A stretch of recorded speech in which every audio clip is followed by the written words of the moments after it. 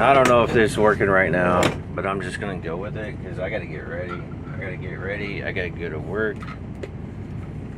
You know, trying to figure this shit out on the road, man. Do that at the same time is kind of frustrating. I'm trying to stream my journey, you know, and you know, it just is what it is, I guess.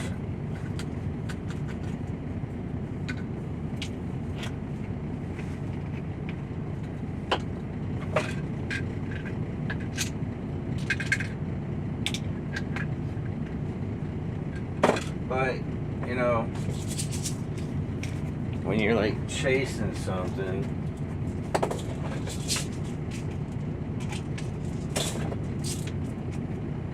let's see.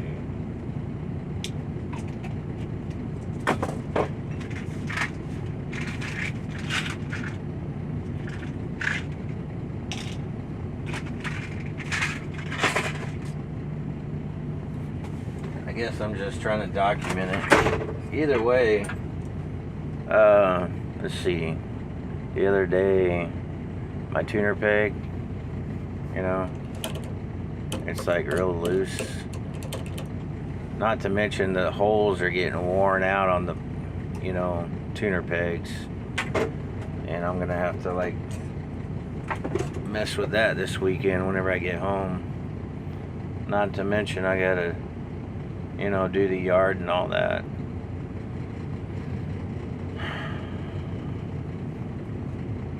Woosah. I don't know if I believe in that shit, but whatever. What am I doing? Vitamin time.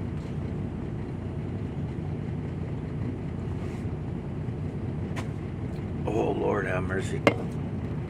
Alright.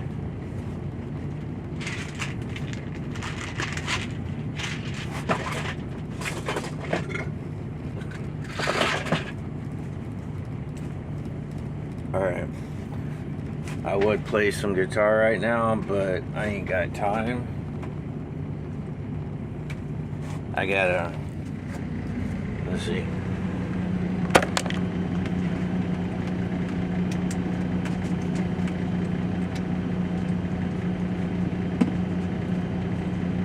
I gotta get ready. I gotta hook up to my trailer. Get going.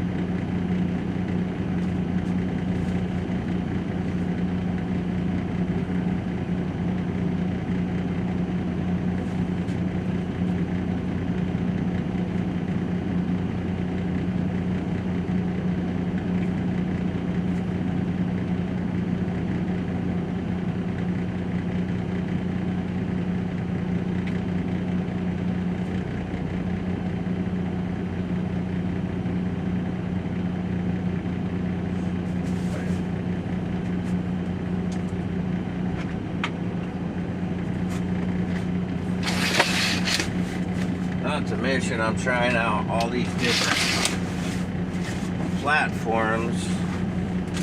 I'm trying,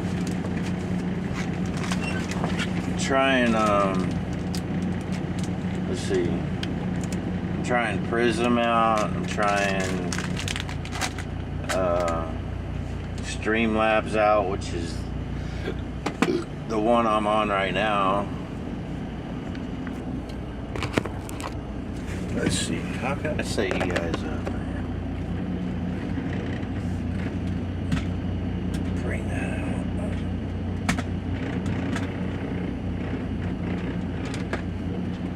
Let's see.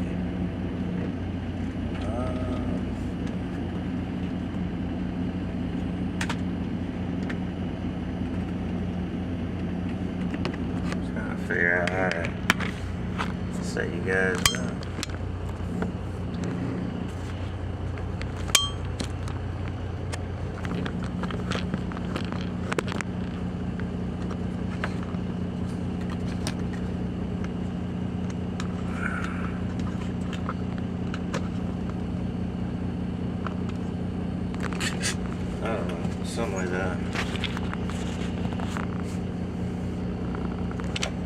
oh wait, hold on.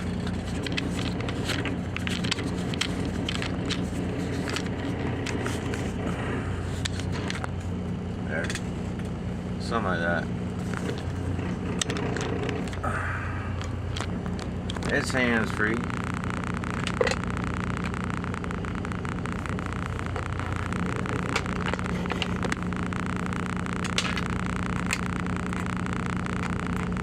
I don't know how else to do it.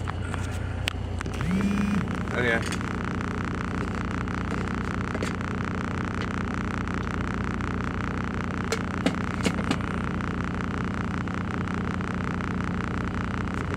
Kind of curious though, because let's see, if I cruise over here, see if I'm live.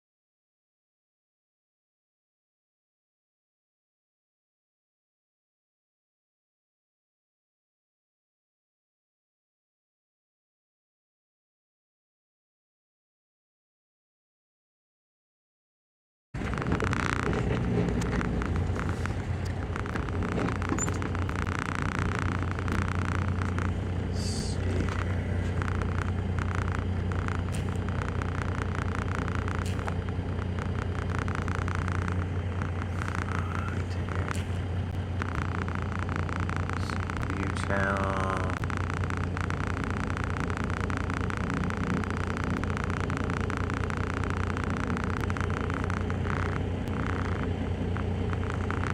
I don't even know. I don't even know. Okay, alright, yeah, I'm live. Okay. I don't even know.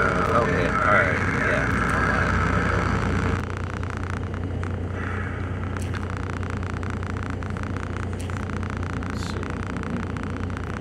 Now I'm kind of curious to know if I could run like a podcast on here while I'm doing it.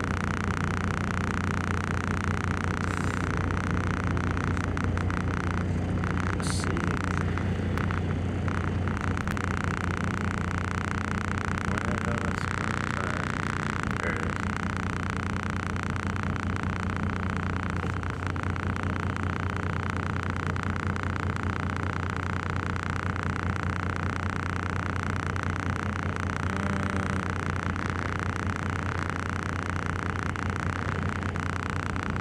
Podcasts.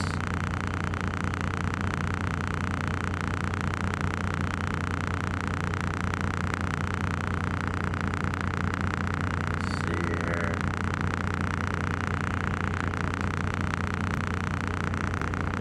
Nah, I don't want that one. Let's go to this one.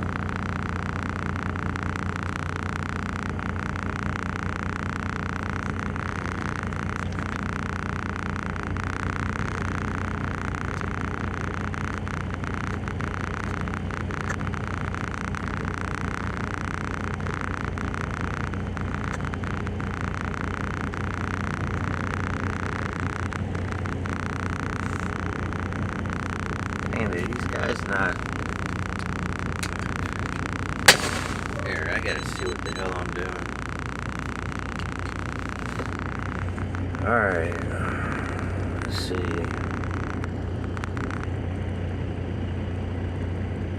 Because I'm kind of curious if I could sit here and listen to a podcast while I'm streaming.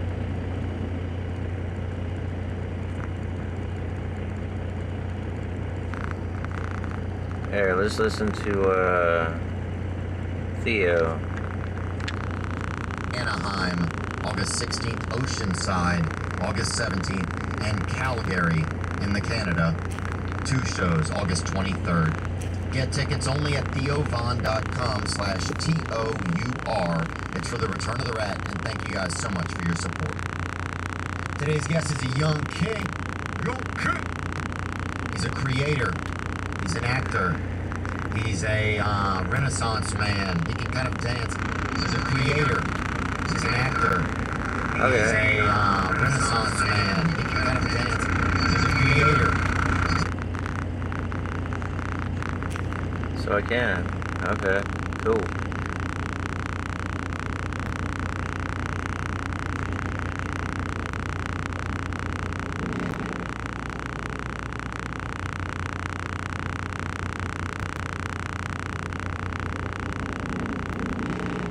Well, come on, baby.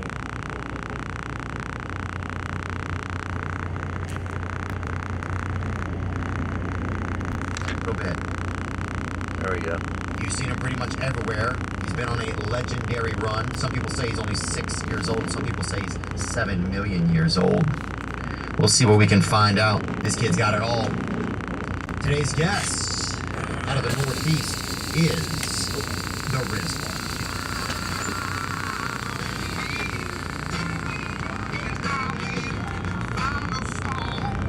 This is my normal life right here. Trying to get hooked up to a load. Got all kinds of shit going through my head. You know. Alright, fellas. And If you need us, trying don't to need follow us, a you feel me? dream, man. Getting this I music. fucking hate it. I'll tell you this straight up. What I hate is... But I'm a truck driver trying to get off the road.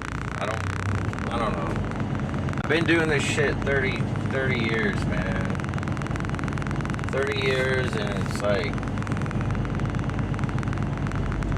I'm 53 and I'm trying to figure out, you know, people always say find something you love doing. Distracted me, I got a headshot by a sniper. Did you take any responsibility? And then I went downstairs and she was cleaning the dishes already. So she didn't even... It's like people say find something you love doing and you'll never work a day in your life. So I'm just trying to figure out, you know, what exactly or how exactly to do that, you know. I mean, I know I love music, but I'm trying to figure out at the same time, where do I even belong in that, if that's even my thing, you know. So that's what I'm trying to figure out. Because at the same time, you know, you don't want to fool yourself. So Hell. No, Why do they choose to operate like this? because, I always have to do everything in this. Ugh. Yeah, I just took a freaking slug to the head. You know, you just got domed out over there. Like, God. Ugh. But that's the worst, dude. My mom will be like, oh, man. It's like so serious. Modern music. And you can't pause it. You can't just pause your. Can you pause your guy if you're like? You can't. So what do you tell the other guys? Well, actually, if you have a mic here, like, if you're only allowed to like talk to people if you have a mic. Okay. Like basically like this. Got it. And like Let's the see. exact same Go mic. to Yeah, in my room. So when you're playing Fortnite, you can just use your mic. You tell the guys. Well, what do you tell them if your mom's Podcast. calling? Like, do you like? Well, usually in the match you're not allowed. Only the people that are on your team. Cause like. Let's go to another one because I already heard it. We've added some merch from when Bobby wasn't helping me figure out how to talk to him or whatever. We have a Bobby collab that is loose now on TheoVonStore.com. You can check it out, and we sprinkled it. Alright, I gotta get hooked up to this channel.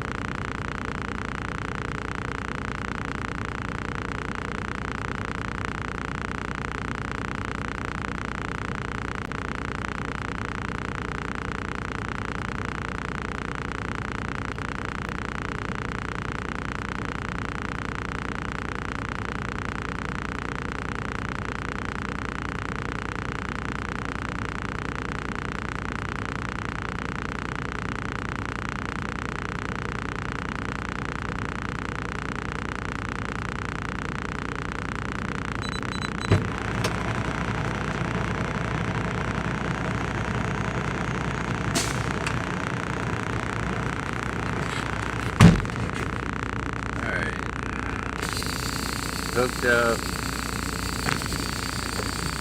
I gotta slide the 10 of those.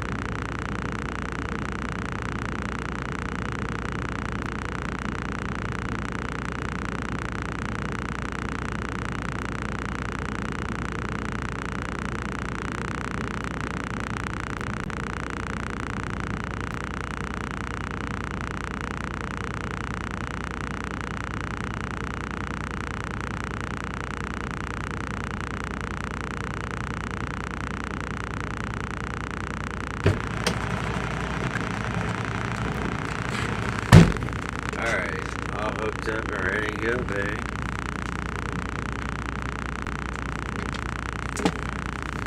You know, trying to figure this thing out.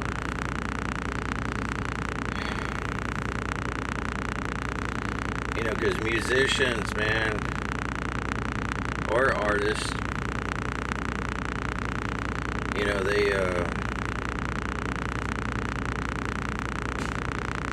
starting to learn more aspects of the business, man. You know, and I probably should have started this thing whenever I was like really young, but I didn't. I got a family whenever I was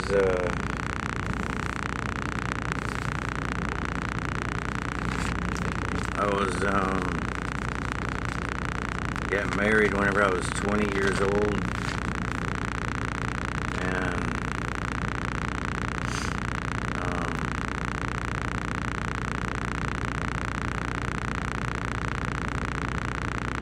my lady,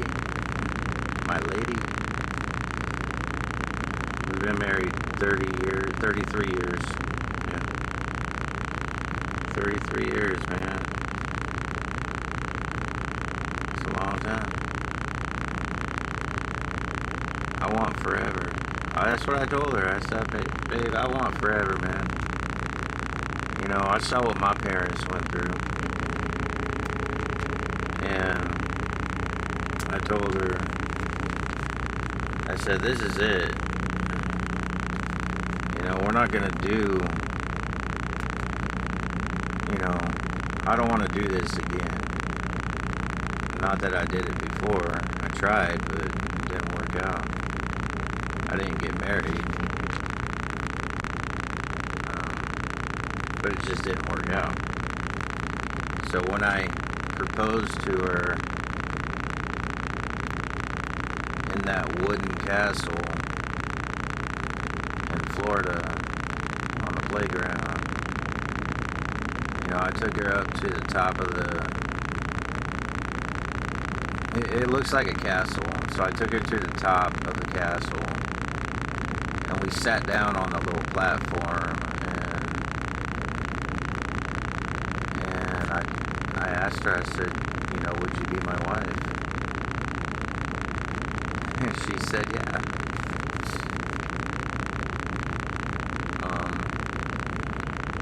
We sat there and we talked all night.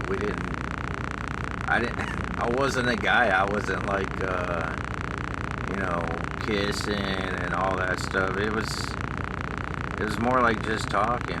We talked all night, and then I took her home. I went back to my place, and I couldn't stop thinking about her, you know. And we just, you know, we got married like a month later, and we only knew each other like a month. And we just got married. Everybody said it would fail, and it never did. Thank God. Here, I gotta put this in. 6, 7, 3, 28, 23. She had 2 kids before me. And we got married, had 2 kids, so we got 4 boys. They married 33 years, 4, 3, 5, 8, okay, pieces, 850. And we started off in Florida, man. 681. Stayed there in Florida for a few years, and I was working at Silver Springs Attractions. 681,937. Okay, loaded trailer.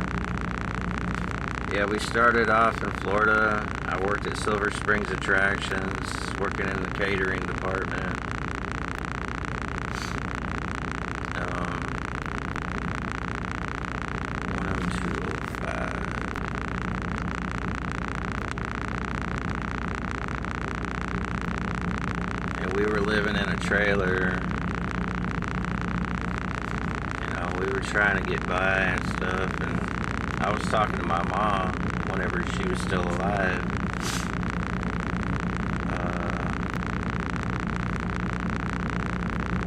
Robin Hood had trailer 125. Because I don't know if I get antsy or what, or if I was trying to figure, you know, something that would be, you know, better earning, you know, for a family, you know, than being a catering guy, you know. I don't know. So I started searching elsewhere for work, you know. So my mom said that her husband, my stepdad,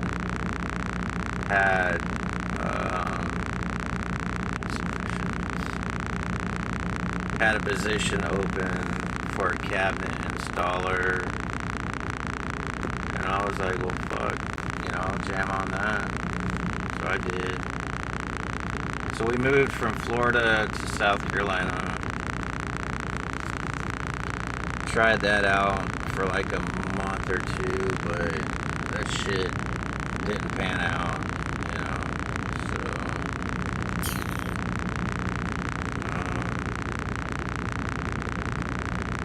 yeah. Okay, I'm ready. So that shit didn't pan out, man. So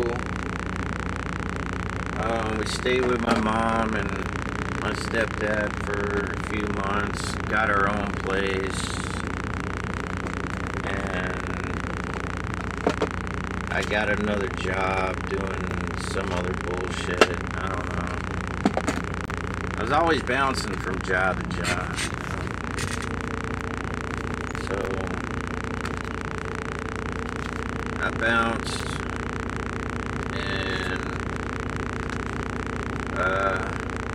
Then I started going to church whenever I started getting like really religious.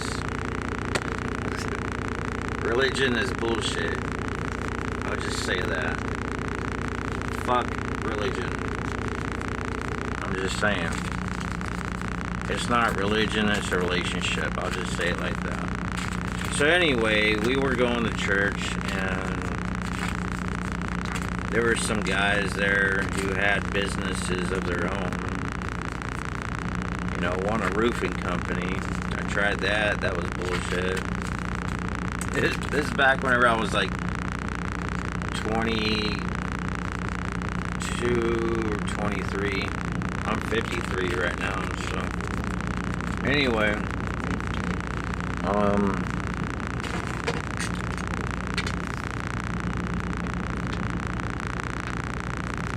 this might take a while to tell all this story. So anyway, I tried the roofing thing. That didn't work out because I don't know, man. Just I don't know. Some things you know you're for, and some things you know it's not for you. Well, roofing was not for me. So I got out of that. I had another couple guys from the same church, and they were doing remodeling, you know, so I tried them guys out.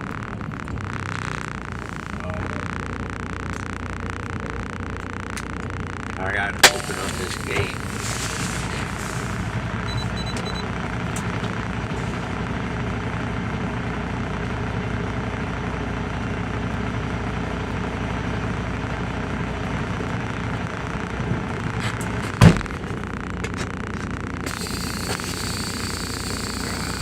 So I did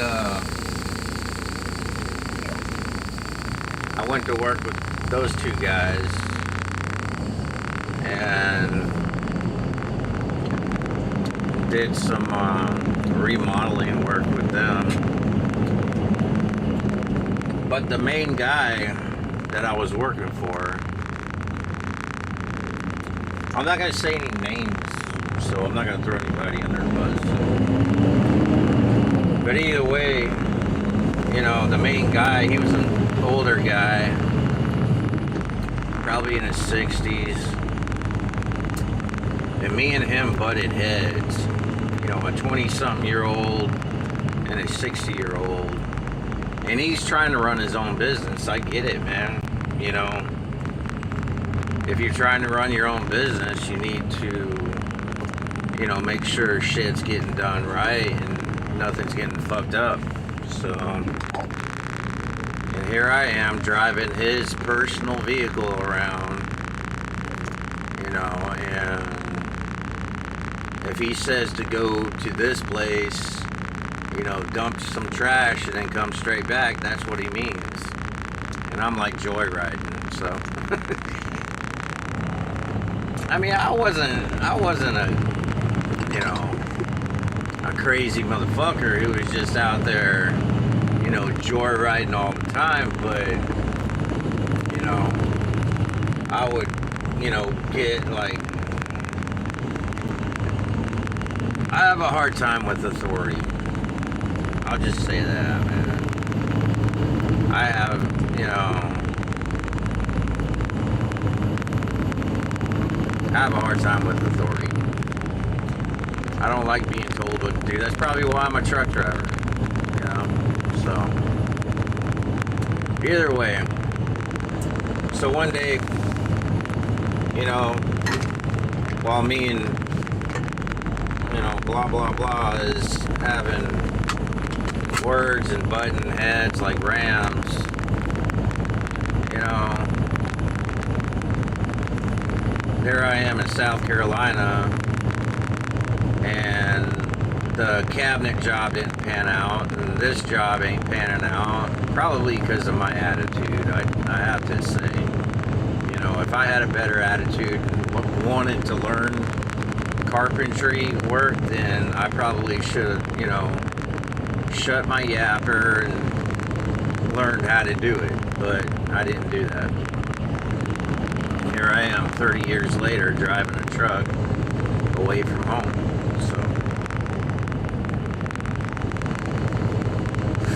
So one day my dad, my grandpa, when he was alive, he was like, why don't you try truck driving? You know, because my grandpa, he was like he was in truck driving, and his brother, I don't know, what do you call him, uncle? If it's my grandpa's brother, who is that to me? That's who he was to me. And I remember him as a kid, whenever he would bring his rig through Tucson, when I was living in Tucson. And,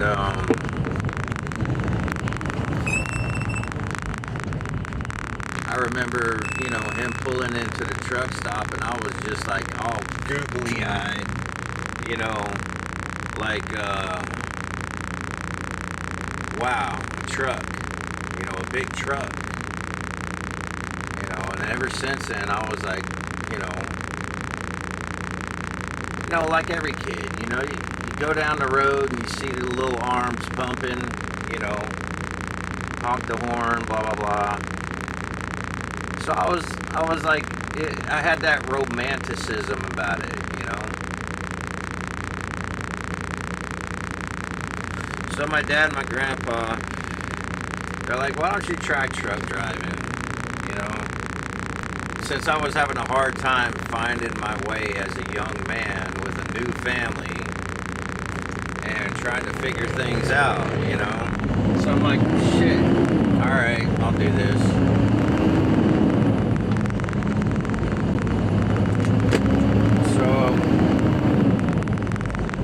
I started calling around to trucking companies And Swift, yeah, okay. Just shut up about Swift, okay? Either way, Swift, that's who I went with, okay? Because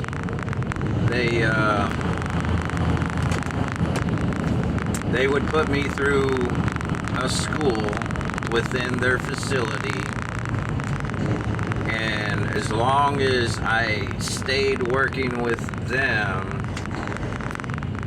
they would waive the fee for training me how to be a truck driver.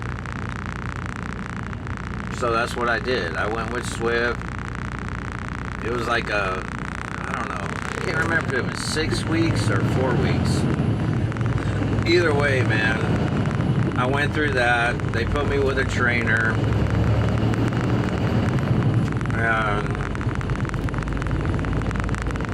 Okay. And my first run was to fucking Canada. Talk about putting a fish in the frying pan. You know. Dude, I was out of my fucking elements. I was out of my...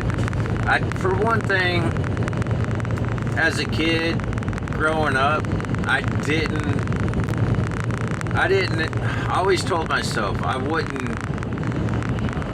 didn't like my dad being away from home, you know, because I wanted to hang out with him.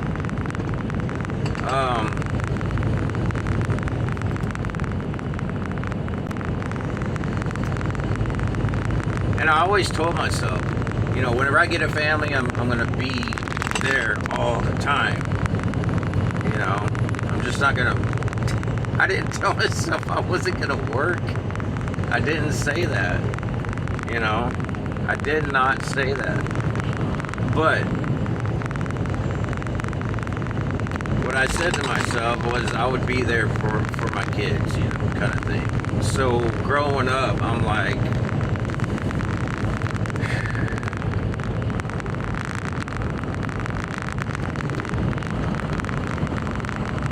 I was just going to be there for my kids. That's all I said.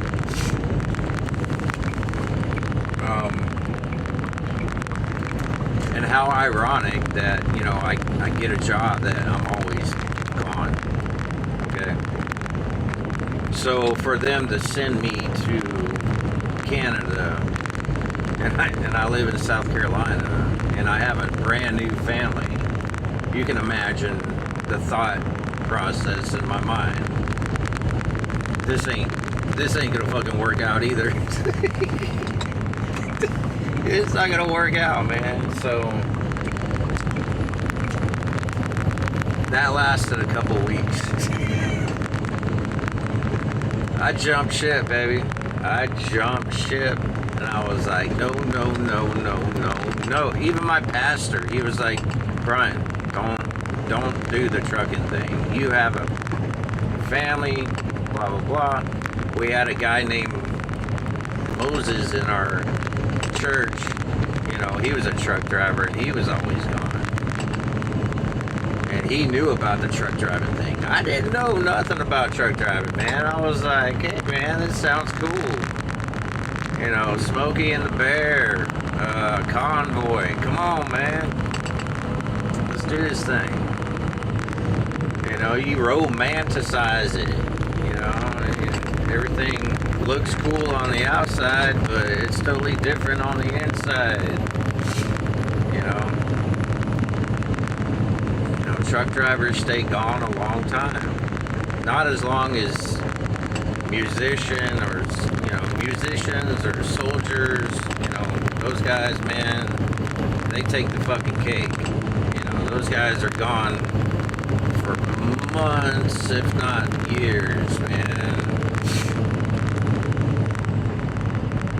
Musicians, they'll be out on a fucking tour, and those guys are gone, shit, man, sometimes 2 years just to fucking gain some traction, you know. But, you know, I said to myself, I was like, you know, I have a family, I don't want to be out on the road. I didn't want to be on the road, so I quit that, And usually whenever you're a brand new truck driver, you have to have 2 years experience before you get saddled up with a local gig, you know? Because if you don't have any experience, they don't want to touch you. They're like, you're going to fuck up our equipment. Which is true, you know? It is what it is. But I was like looking around and I was like, well, first of all, I quit the fucking job. I was like, okay, it's Swift ain't for me, man. I'm done. I'm out. So I actually found a regional job, like right around the fucking corner from where I lived, which was really strange. And they actually hired me, even though I barely just got my CDL, you know. And they would give me runs to where I would only be gone, you know, a couple days a week. You know, and I did that for like a year, you know, doing those runs. And they said we have a position opening for hauling quarter panels and hoods for BMW. You know, because I lived over there in South Carolina. They have like a BMW plant where they build those BMW cars. So, and I took that position. I was like, damn, dude, this is fucking cool. And I just barely got my CDL, and I get this. And I'm home every day. I got to swing through on lunch, you know, because I had like this little empty parking lot next to me. I could swing through, grab some lunch, and, you know, go back to work.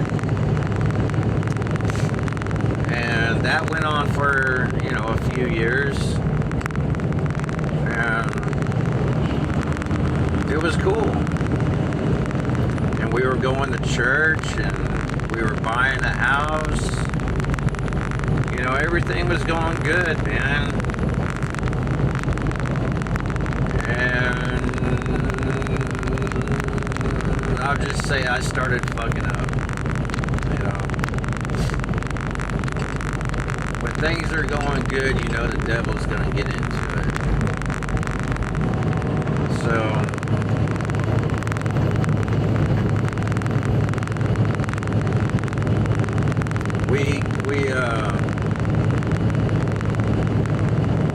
we got to talking, and we were like, well, let's move to Texas. So I don't know who's listening to this, but look, man, I'm not going to go into every fucking detail. All I'm going to say is we fucking moved to Texas, okay? We moved to Texas. Alright, so I was like, well, I got a CDL, I could haul, you know, fuel, a tanker. So I got my tanker's endorsement. Went and did that. I thought it was going to pay good money. It don't pay good money. It doesn't. You think hazardous? No. Here, burn up with as little money as possible. You know, it didn't work out. No. And I was like, dude, I'm tired of this trucking thing. And that was even way back then. You know, I can't really complain about trucking because it's always kept me busy. You know, but it is definitely a lifestyle. It's not something, it's not a job. It's a fucking lifestyle because everything revolves around it, you know, your whole life, you know, because you're always in the truck. Anyway, over there in Texas, whenever I was hauling the fuel,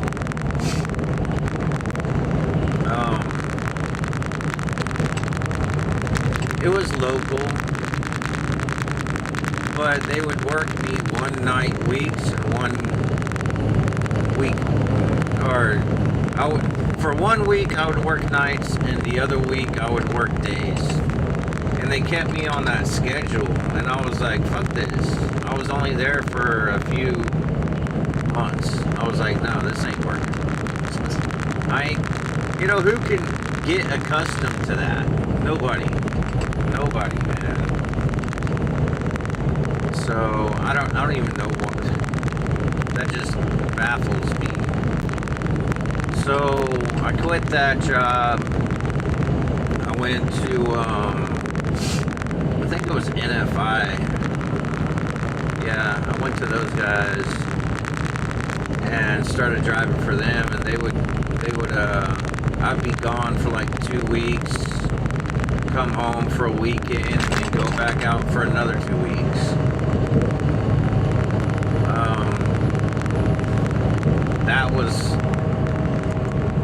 It wasn't so bad, but all I knew is that we needed the money, and I was like, I gotta work, I gotta do something, and I gotta find something that I, you know, can tolerate, can do. You know, since I have a CDL, I might as well, you know, that's how I make my living. You know, that's how you gotta go kill it and bring it home. So you gotta do what you gotta do, and that's the path I chose. And at the time I was sitting there fighting it, because I really didn't like truck driving. I still don't like truck driving. 30 years later, man. So I forget how long I stayed with NFI, but the 2 weeks out and 1 weekend off, it was bullshit, you know.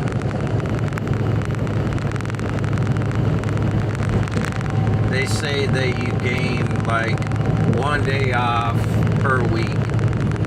Really?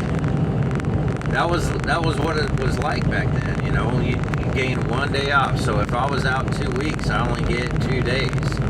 At the end of that 48 hours, they're like, come on, back to work. And I'm like, okay. So I did that for a little while, and I was like, you know, I'm tired of the road. So I started looking around again, found a local outfit that hauled, it was like powdered concrete. You know, it wasn't the concrete guys that spin around. It was the longer trailers. It was like the end. It was almost like a tanker looking thing. I don't even know what the fuck it was called. Either way, I went to work for them because they were home every day. That didn't work out. I don't know why. It just didn't work out. So, let's see, what else? Oh, okay, yeah, that's right. So I quit truck driving. I was like, fuck this. I'm not truck driving no more. I'm tired of it, you know. I'm tired of the way dispatchers are. They're assholes, you know. I don't like being away from home. You know, I gotta find my traction. I gotta find my feet, man. I gotta figure out what I want to do, what clicks with me. And I couldn't find it, and I was so frustrated. So my dad, he's like,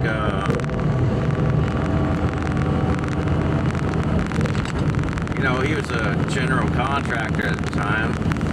He's like, come to work for me. I'll put you to work as a site superintendent. And so I did that for a little bit. And I kind of branched out. I quit working with him, went to work for KB Homes, DR Horton. And those guys are building these fucking track homes, spitting them out like candy. And I'm like, trying, as a site superintendent, you have to deal with all these trades coming in, and you got to organize each trade to come in at a certain time and deal with, these inspector assholes. Which I get their job. I understand, that you want a safe house, and everything needs to be top notch and done right. I get it, man. I totally get it. But sometimes some of them are assholes. So anyway, besides that, my personality, whenever you call a trade to come back and finish their job that they didn't do right, I'm more laid back. Now, I don't know if I come across like that right now, but I'm really a laid back guy. I'm not forceful. I'm really not. I'm chill. And I kind of procrastinate. I procrastinate a lot, so basically calling these guys back and blah, blah, blah. That shit didn't work out. It just did not work out. Not with my personality, because I wasn't forceful enough. Those guys would fucking run. Think about it.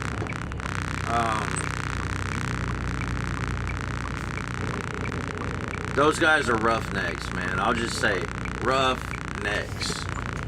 And if you let them, they will run all over you, because they got other shit to do. They got bigger fish to fry, and they need to make money, so you get the concrete guy coming in, and he fucks up. You gotta call him back, but he's on another job 3 o'clock in the morning, and he can't get over there. Or you get the plumber. Same thing. It's like a domino effect, Either way, it didn't jive with me, so I got out of the building house thing, man. I really didn't know what the hell I was doing. I was trying to organize all these trades to come in and build a house, and it's just, and it's track homes, so you gotta, be quick with it.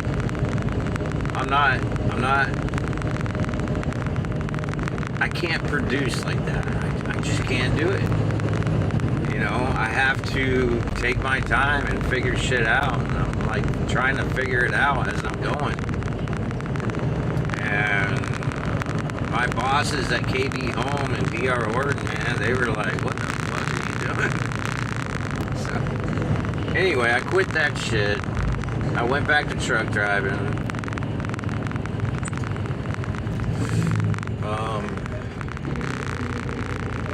I went back to work for, yeah, you guessed it, Swift. I went back to work for Swift and stayed with them for a few years. Even started leasing a truck, which is, don't lease a fucking truck.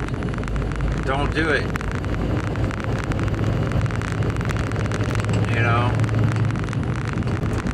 Unless you got a whole bunch of freaking money on the side, because you got to think about maintenance on the truck and shit. So maintenance, fuel,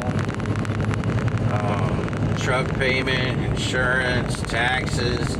Taxes got me, man, because I wouldn't put 25 to 30% aside for the taxes, and I wasn't doing taxes. I just wasn't. I was totally irresponsible with that, and that's probably what fucked me up right there. Not to mention one of my other trucks that I was trying to buy from Quality. You can find that on the internet or YouTube. Whenever I bought the truck, the truck, the motor blew up, man. The guy said that there was fucking metal in the oil. How it got there, I don't know.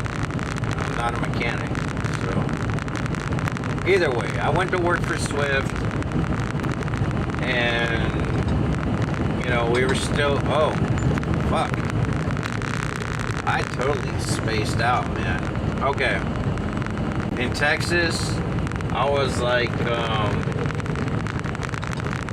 I was working for that fuel company, you know, and all that, and then NFI, and then, shit. Whenever I was working for DR Horton and shit, I was, you know, in Tucson, Arizona. Only because I was trying the cable contracting out. I tried that shit out. That didn't work out. And that was in Texas. I'd run around and cut people's cable off if they didn't pay their bill. And they put my ass in the projects, which is fine. I don't mind doing that. Well, you know, at the time I didn't really care. I just go up, knock on a brother's door, say, hey man, you didn't pay your bill, you know. You want your cable still? And if not, I'd have to go cut the dude's cable off. And nobody, you know, you would think somebody would be put up a fight, but they never did. So anyway, that shit didn't work out. So that's whenever my dad was like, move to Tucson. So we moved to Tucson. So here we are.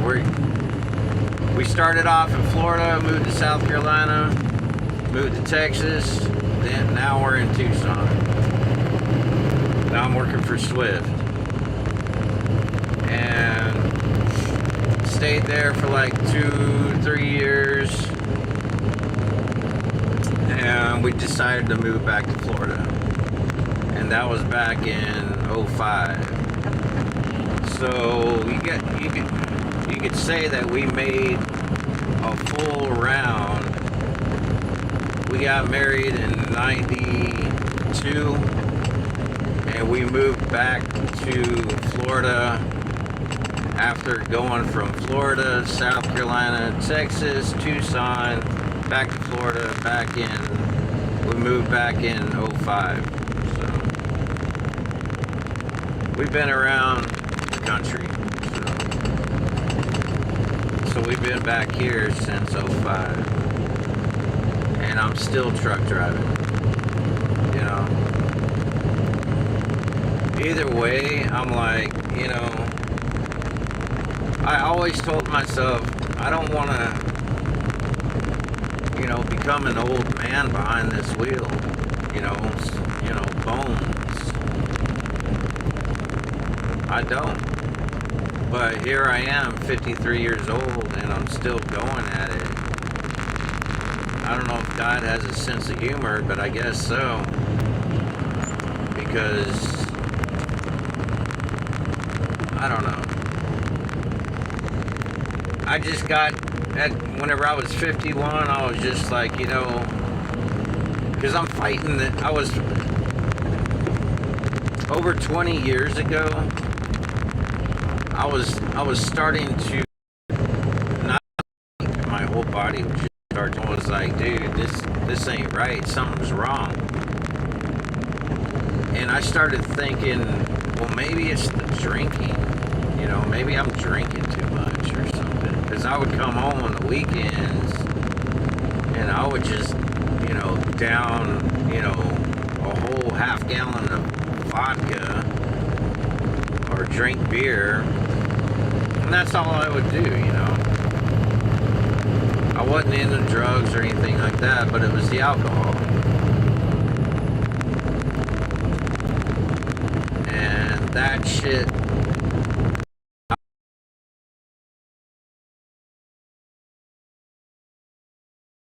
to even me out, or however you want to put it.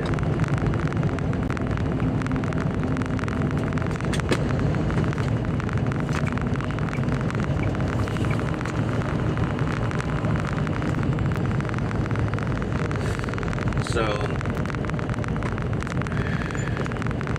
I was like a shaky mess, and I would deal with that all the way to now, but now it's not as bad. You know, it's not as bad as it used to be.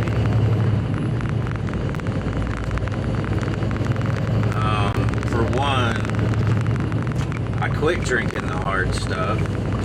I still drink beer. I just don't drink as much. You know.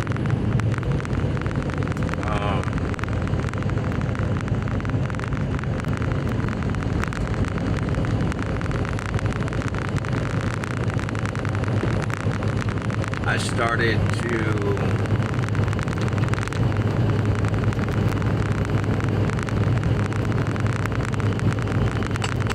I'm trying to think of how to weave this part in, because it's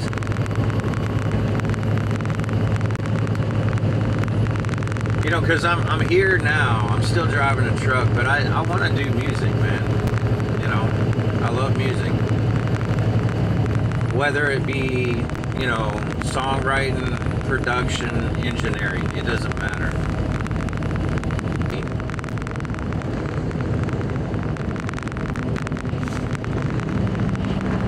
I met him at a karaoke bar, and I was watching him, and I was trying to get the nerve up to. I was off on the weekend, from truck driving, and we go into a bar, and everybody's doing karaoke.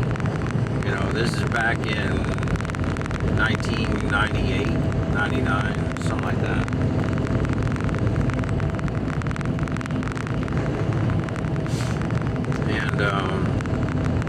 Everybody's doing karaoke, and I'm sitting there and talking to my now wife, and I'll just say it, Donna.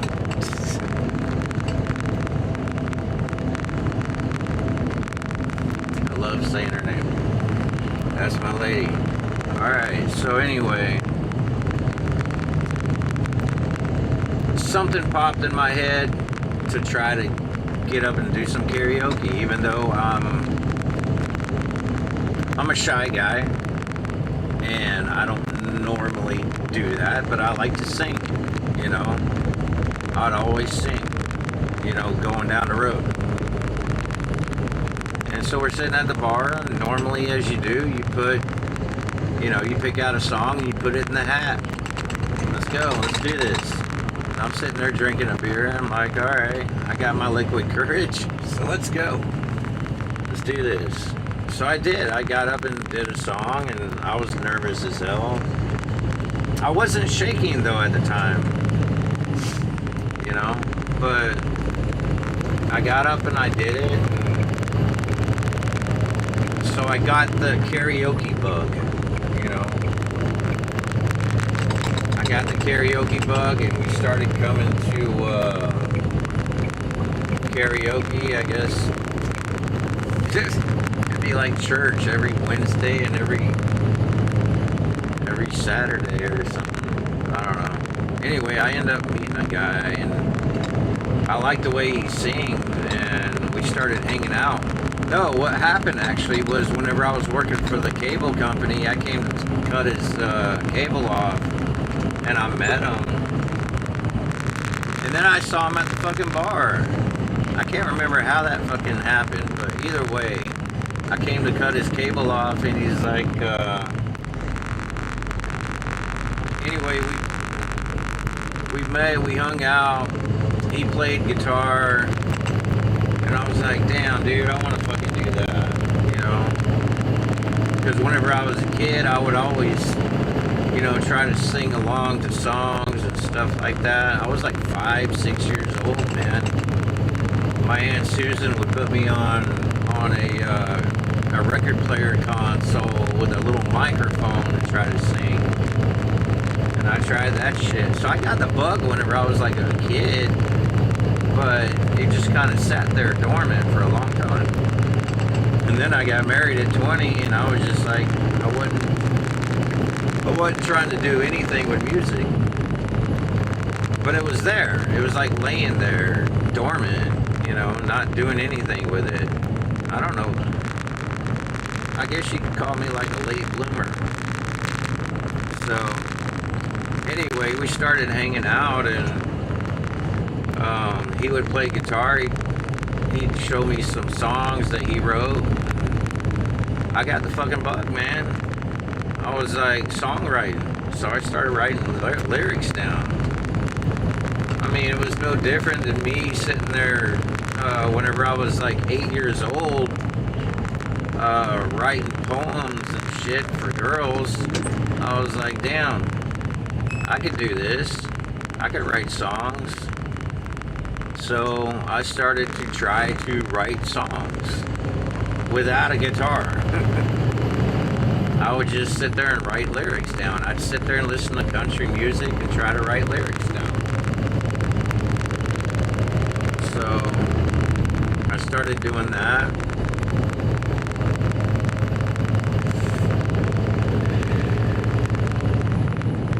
And we were living there in Texas. You know, that's where I started. And we end up moving away. We end up moving to Tucson. And I had to leave my friend behind. You know, because he's not going to move to Tucson. Dude, it's hard. I'll just say this. It's hard to find friends. You know, I'm Generation X. So, a friendship means a lot to me. You know? And whenever you find that friend that you click with, you know, I'll just say it's something special. Like last week, man, I was sitting there listening to the audio book of John and Paul. And those two cats, dude, they would sit there and stare in each other's eyes until they broke. You know, that's how close they were. Now I'm not saying, you know, close as in gay, but there was something spiritual there. I'll say it like that. They was connected somehow spiritually because they wrote some great songs. So whenever you find a friend and, you know, you're clicking and you're writing songs, dude, you don't want to give that up. And whenever I moved away, you know, I felt like I left a piece of me behind. Because it's hard to find friends like that. I mean, we still keep in touch, but it's not like the same because you can't do it in person, you know. You can't sit there and play guitar together or write or anything like that. And he had a dream. He even went to Nashville, recorded an album, paid Clint Black's band like $5,000 to play, you know, on his album. I'm like, shit. And I was sad whenever I heard him say that because, you know, he's got a lot of talent, you know. And it bugged the shit out of me. And he just seemed like he was so down that somebody needed to lift him up.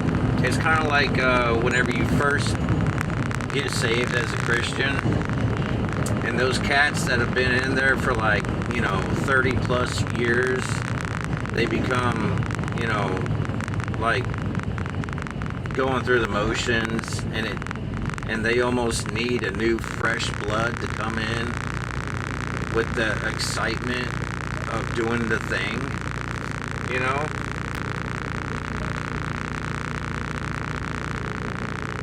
Inspiration, you know, and that's what it is. It's inspiration. And I wanted him to continue to do what he was doing. And I don't know. I mean, he was older than me. Still is older than me.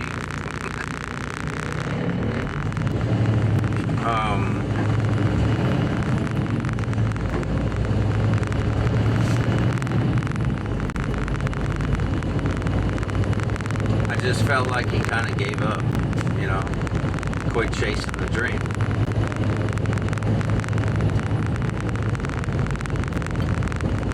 But I gotta say right now, just in real time, don't ever give up on your dream. Don't ever give up on your dream. Look, man, we get up at punch o'clock every fucking day. We're zombified. We're going through the motions. If you got something burning in your belly, go after it. Go after it. Find your thing. You know, find your thing and go after it.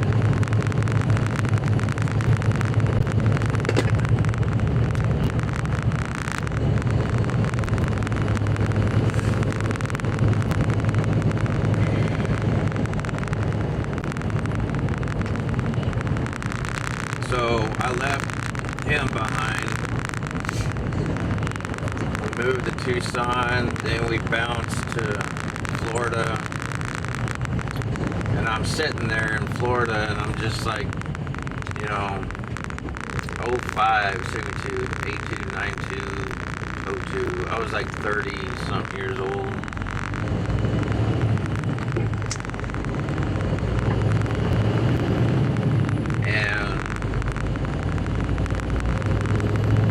Go to work for this local company, hauling rock. You know, I'm still truck driving.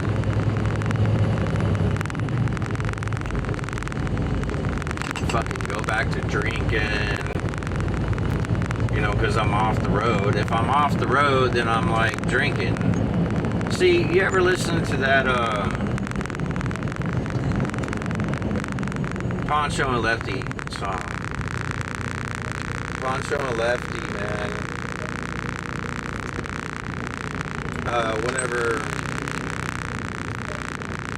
Whenever the lyrics say the road was keeping them clean, you know, that resonated with me. Because every time I was out on the road, I wasn't drinking, right? But whenever I was home, dude, I'd make up for that time lost. I'd start diving into that bottle.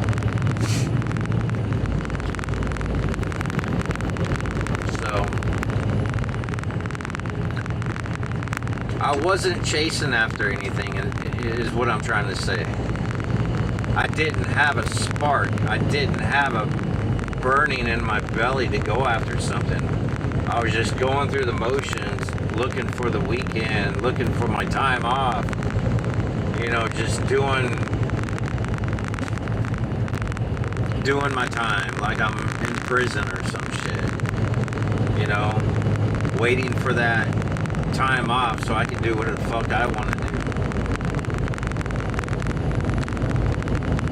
And I'd come home and I'd get lost in a bottle. You know, that's the title right there, Lost in a Bottle. Damn it, I got my notepad up here. I usually write titles down. Lost in a Bottle. Okay. Anyway, so I'd come home, get lost in a bottle, man.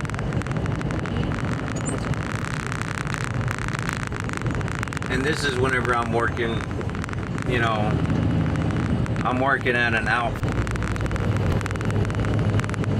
So that drinking, you have no motivation.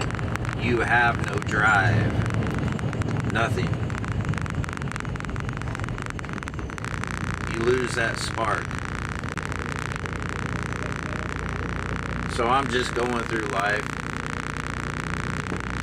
trying to act normal. Get up at 3 o'clock in the morning, go to work. Trying not to smell like booze, chewing gum. Driving a truck.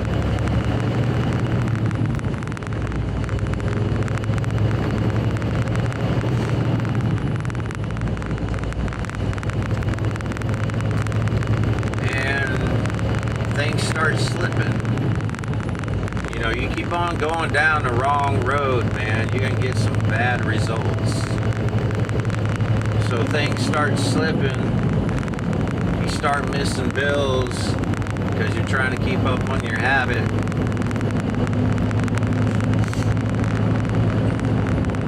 You know, we lose our place. We was living in a trailer. It's not like we were buying the place. We were renting. But still, we lost it to where, you know, the lady took all of our stuff along with it. So, pictures, my cowboy hat, fucking cowboy hat. That's all I can think about.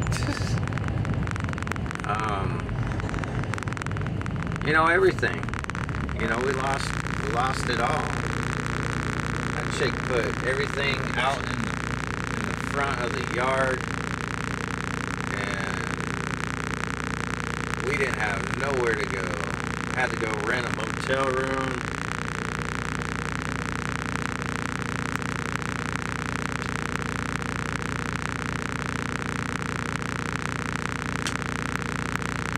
We essentially became homeless.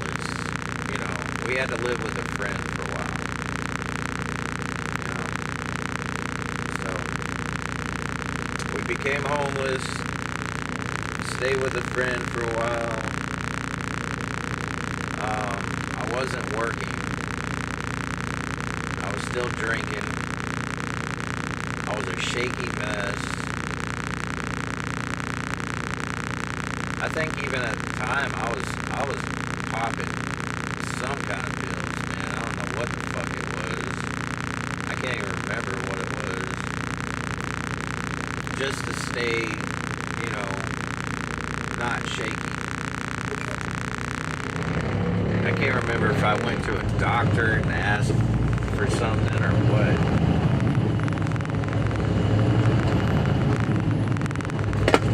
This is like back in 08, man.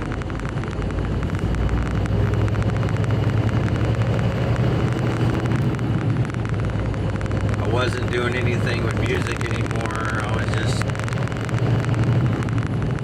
I was just taking up space, you know. Taking up space and trying to get through the day.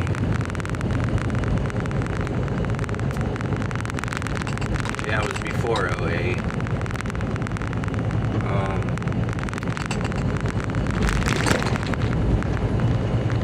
And finally one day, you know,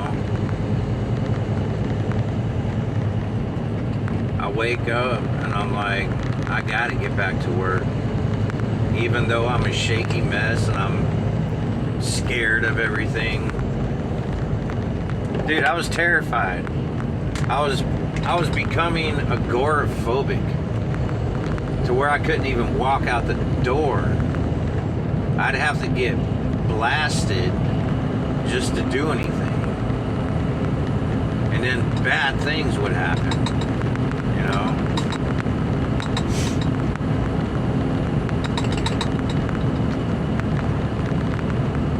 So basically I told myself, come on, man. My higher self, if you want to say it like that, you know, yanked me up off the floor, smacked me in the face and said, come on, we got to do this. You had your fun, let's get back to work. So that's what I had to do to myself. And thank God that happened, because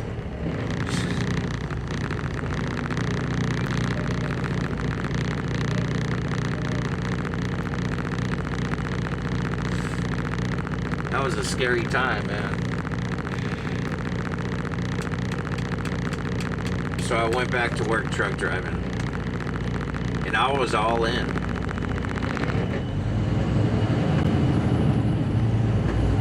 So from 95 to 08,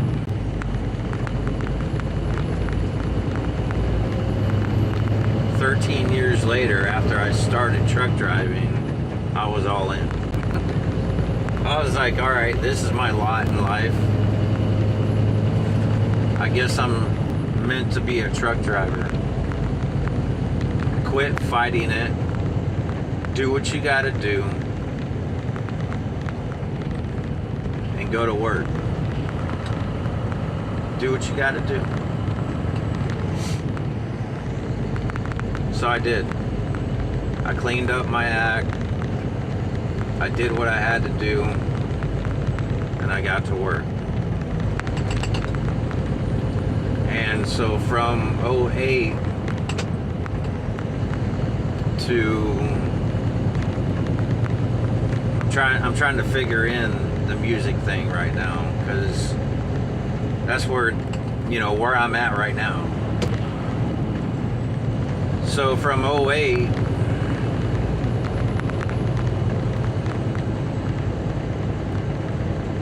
because whenever you're down and you're drinking and you're doing all that bullshit, you got no spark, you got no drive, you're really not doing anything. You're not chasing a dream, you're not chasing anything, you're just chasing that next drink. So it took me a couple years from 08 to get back into that first spark that I got whenever I was with my friend, to chase after this songwriting thing, that's basically what we're talking about here. Chasing something that you love to do.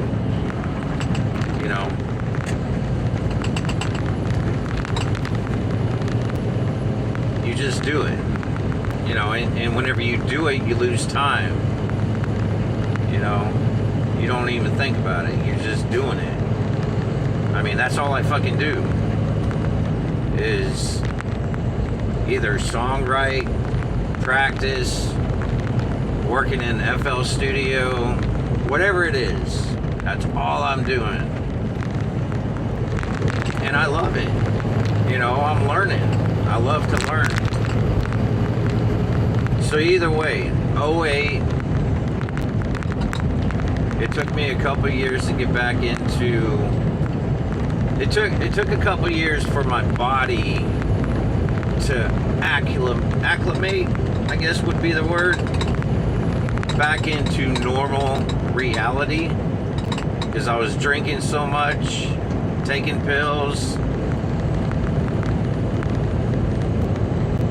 and I finally got back to not my old self, but just, I guess, a more wiser self. I'm not saying I'm fucking wise.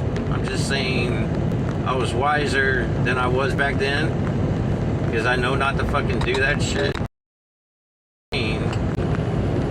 Let's find a fucking hobby. What did you like doing before? You like playing guitar? Let's play some guitar. You like writing songs? Let's write some songs. It's a fucking hobby. I mean, really. I mean, if you had a hobby, you probably wouldn't get into a bunch of bullshit that we all get into. So I started playing, went back to guitar, started writing songs, and right off the bat, I get discouraged. Right off the fucking bat, man. I don't know if you guys ever watched that 50 Cent movie where 50 Cent goes back, he's like, he moves out of his mom. Was it his mom? Either way, he was living with somebody. He moved out or something. He moved into some, piece of shit room that he was renting, sets up his recording equipment, and starts to record. And right off the bat, he gets discouraged. He's like, I'm not even feeling this. And he puts it down and goes back to selling on the corner. Well, that's the way I was feeling. I was just like, man, I'm not feeling this. Because whatever I was writing didn't sound right. I didn't feel it. And I feel like I was forcing it. I don't know how else to say it.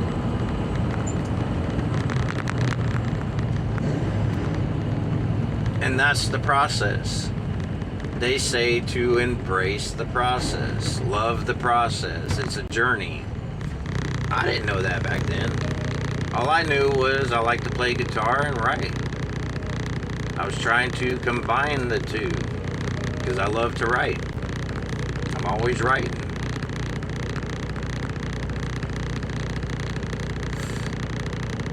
So I'd still try to practice, covers. I'd try to write every now and then. I wasn't writing every day, like a writer does. I would just, practice, and didn't know if I wanted to be an entertainer, a songwriter. I didn't even think about really even songwriting. I was more like, I was in the mental attitude that since I did karaoke, I was like, well, I sing. I'm not that great, but I don't know. How hard is it to be a country artist? I can fucking yodel. Let's fucking try that shit. I would sit there and practice going down the road singing, George Strait or Garth Brooks or, anybody. And I would, I'm like, well, it's not so hard to practice doing, country music, country songs. I mean, in other words, their vocal skills, it's not like they go in their head voice that often, if they do. So I'm like, well, I could do this. I sound like a guy.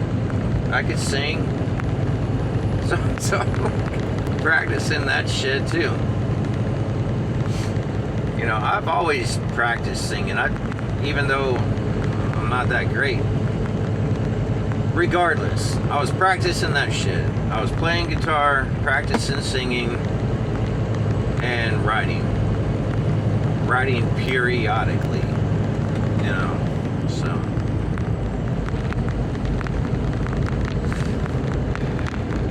and that was probably back in 2010. I got some YouTube videos out there on it. I was pajamming it up. I got, dang, what's the other song I did? I don't know, I can't remember. Either way, those songs right there, I started writing, and I was trying to sound country, or I would practice, cover songs, and I was really, when you're by yourself in a truck and you're trying to learn all this shit, you get kind of discouraged, demotivated. You don't know, it's not like when you're with a friend or a band and you kind of, spur each other on.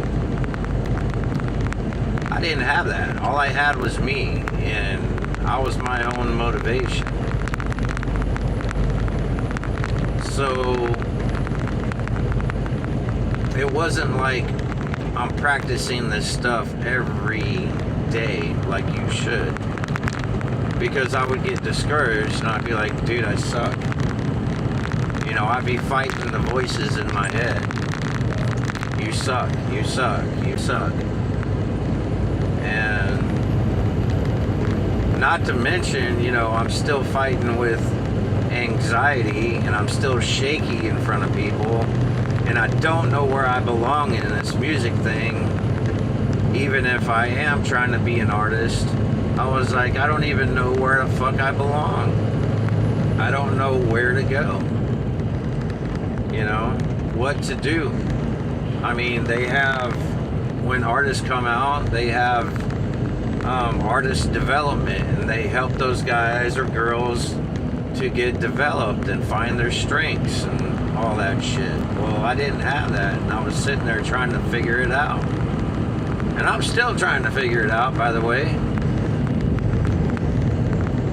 But even then, I was sitting there trying to figure it out. So this is like back in 2010, okay? And we're living in Florida. And I'm just like going, still truck driving. I'm still truck driving, trying to figure this shit out. And it's like, I'm trying to figure out where to go from here, because I mean, a lot of this stuff is just kind of repetitive if I don't bring in something new, because dude, I will get complacent for a long time. I will be quiet. I will kind of get lost in something. I will chase rabbit holes, you know? And I'm trying to figure out where I'm going. I'm groping my way through the darkness. So I'm doing a lot of that, you know, trying to figure out where I belong in music. Because I love music. So I'm chasing it. But I'm fighting fear at the same time, because I don't know if I belong in front of people or behind people doing something like, you know, production, engineering, you know, or just writing songs. Because I thought to myself for a long time, this is a good segue.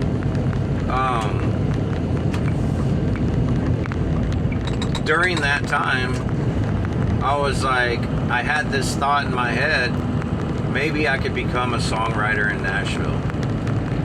You know, that went through my head, and I was like, I held on to that thought for a long time. And I would research, you know, what it takes to be a songwriter in Nashville. And I would watch songwriters. You know, I would watch them play their sets. I'd look at the songs. I'd study the songs, the progressions. I even got into, you know, learning theory for a long time, which, if you're trying to create, you gotta throw the theory thing out the fucking window. You really do. Just saying. So anyway, I was learning theory, I was learning songwriting, and trying to figure out if I could be a songwriter in Nashville, because I didn't. Even though I'm truck driving, I'm like, dude, I don't want to fucking drive a truck. I don't. And I want to do something I love, which is, you know, at the time, and I think even now, is songwriting. You know, I love to songwrite. So I was like trying to figure out, well, how does a songwriter who doesn't live in Nashville become a songwriter and get noticed? You know, if I'm not chasing the artist thing, how do I even get noticed if I don't live in Nashville? Well, every video that I came across YouTube talking about this subject said, you gotta live in Nashville to be a songwriter. It's just a given, and you gotta put your time in. Whereas before it was like a 5-year town, now it's like a fucking 10-year town. And you gotta live in Nashville. Well, I'm like, I'm living in Florida. I'm already settled. I have grandbabies here. I'm not moving to Nashville. This is where my life is in Florida. So I'm not moving to Nashville. So I still continue to write songs, trying to get better. I would study, you know, the top 40 songs. I'd look at them. But that's just chasing trends, man. And I would hear songwriters say this. They would be like, well, you can't go on the radio and listen to these songs. I mean, you can go on there and learn from them, but you can't expect to get noticed if you're not doing something. They say to write what you know, right? Well, if you're like studying Joe Schmo's music and you're trying to write like him or her, then you're not writing what you know. I'm like, well, what the fuck do I know? What do I even fucking write about?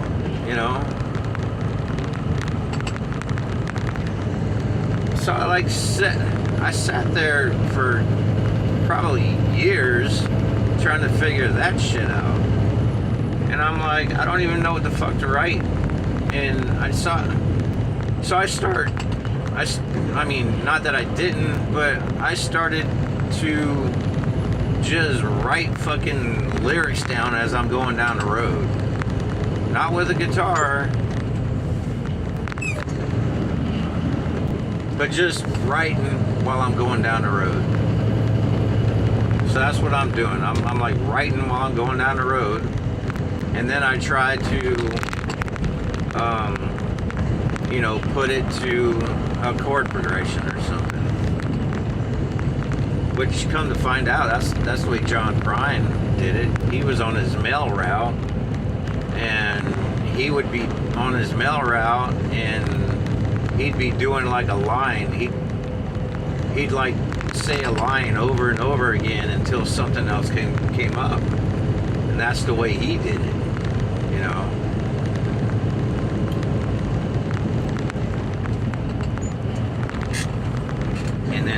And then he'd come home and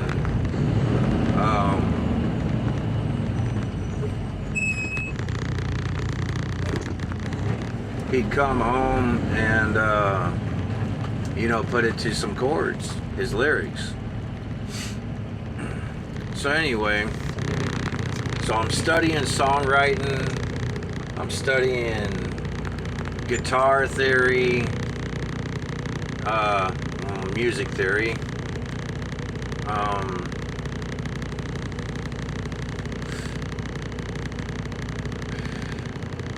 trying to figure out how to become a songwriter,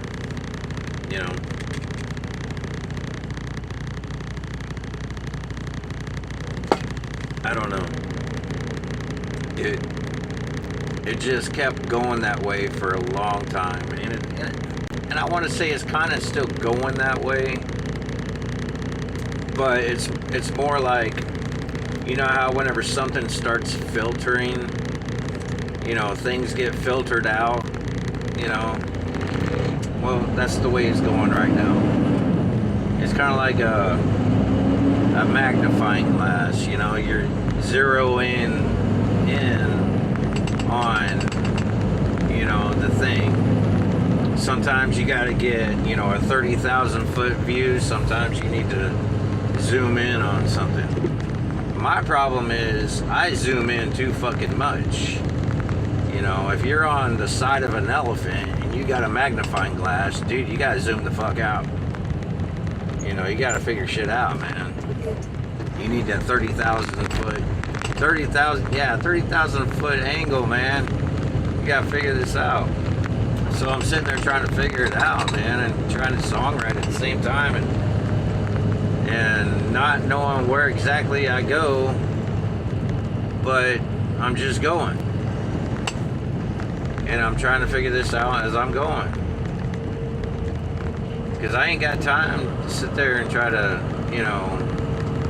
mean, everybody says that, what's the old saying? A lack of planning or some shit like that. I didn't have a plan. All I knew is I liked the songwriting. So,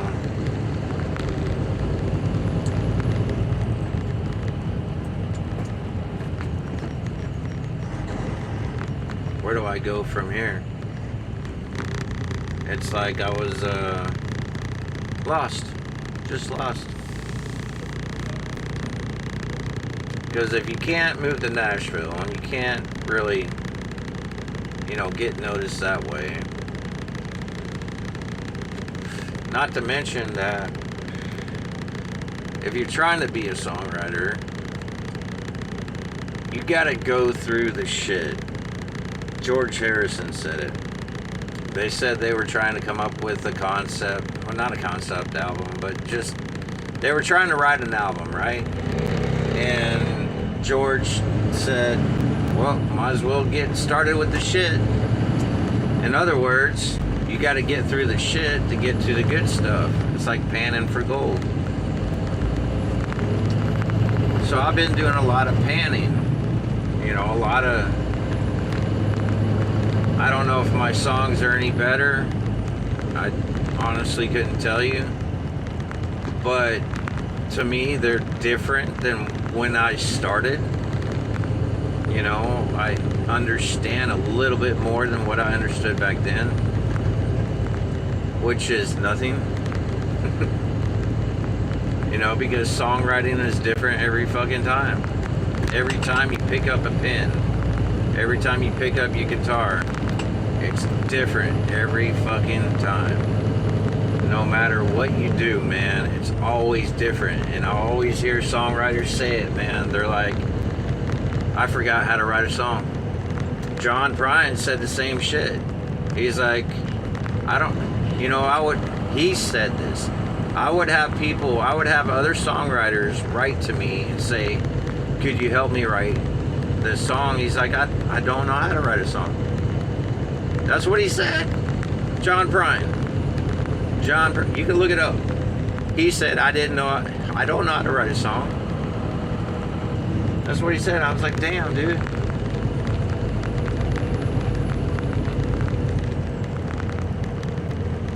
So I'm sitting there trying to figure out songwriting. And I'm still trying to figure out songwriting. It's like mystical.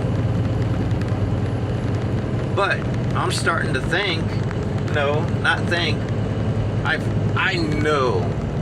You know, they call it the muse.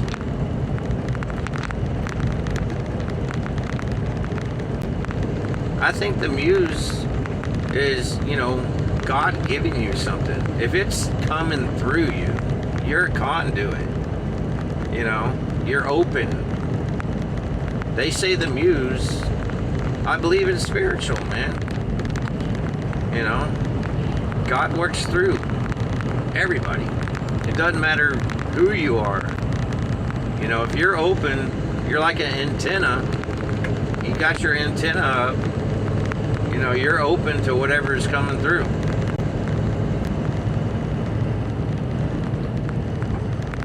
So I'm like open, and I'm wanting to write. So I start writing. You know, and I got notebooks, man. Fucking notebooks.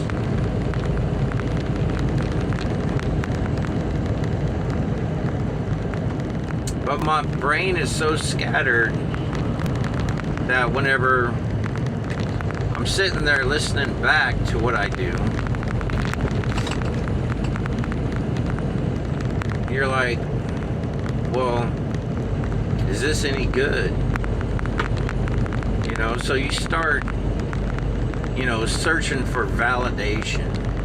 You know, you start searching for, you know, people to say if you're any good or not.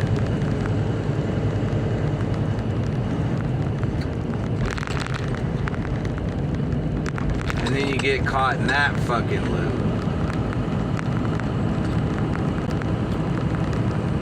Which is a bad loop to get caught in. Especially when you're first starting out, because you're gonna suck. I suck. You know? And I've been doing it, started back in 2000,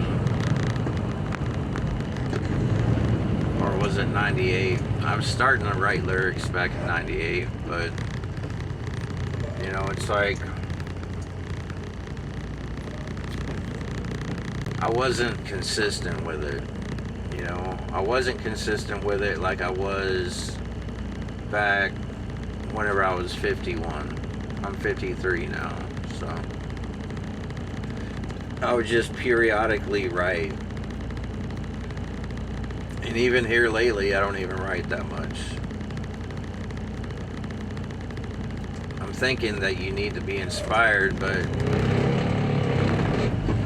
all the songwriters in Nashville are like, nope, you just need to show up. So I'm trying to show up and trying to write, but I don't know. I mean, like I said, I got notebooks filled with ideas, lyrics, half-written songs, and it's not to mention, you know, whenever you do write a song, and my shit sounds like singer-songwritery, the producer in me says this sounds singer-songwritery, and I want it to sound like something, you know. So you try to make it sound like something. So you start seeking out how to produce and how to engineer. So a couple years ago, I get Florida Studio. I download that bad boy into my computer, and I ain't got, you know, the bandwidth, the CPU. I got an old Dell computer laptop, and it barely pushes anything. But I'm still trying. You know, I'm trying to record, learning how to record, learning how to produce, how to arrange, how to mix, how to master. And it's definitely a process. Not to mention, I'm still learning how to songwrite. And a lot of quote-unquote artists are learning how to songwrite and be a producer and be an engineer and work the business side of it, because a lot of us are on, you know, a lot of us are doing it by ourselves. It's not like we have a team. So we're trying to figure this shit out as we go. And that's kind of where I'm at right now. It's like, there's my whole story. So starting back in 98, 08, 18, 19, 20, 1, 2, 3, 4, 5. 27 years of off and on songwriting,